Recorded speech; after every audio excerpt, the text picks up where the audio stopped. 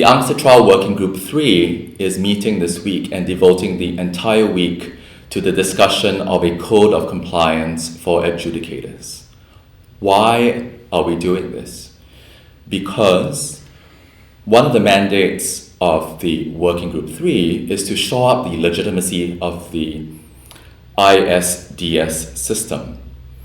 And currently, there is no applicable code of ethics that is binding on arbitrators. Yes, there is soft law like the IBA guidelines which could apply, but typically parties do not adopt it and it is not in fact binding on the parties. And so what we are left with typically are very broad skeletal statements in the relevant treaties or procedural rules that simply say that the arbitrators have to be impartial and independent. These do not provide sufficient guidelines and do not have enough content to enable us to figure out what arbitrators can or cannot do and should or should not do. And so among the issues that the Working Group 3 is considering in earnest are confidentiality provisions in the code.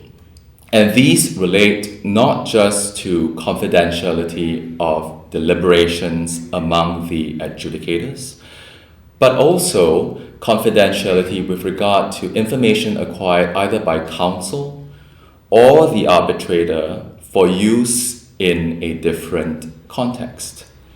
Another pressing ethical issue that is being discussed is the topic of ex parte communications, which are communications between the arbitrator and only one of the disputing parties.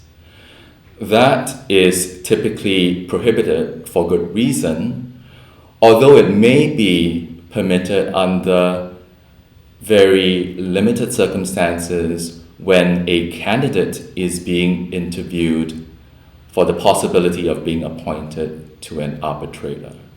And the idea is that the relevant provisions would provide more guidance on when such ex parte communication is allowed. Among the other issues that are being considered are disclosure obligations, what the arbitrator has to in fact disclose with regard to past relationships, among other issues, as well as double hatting.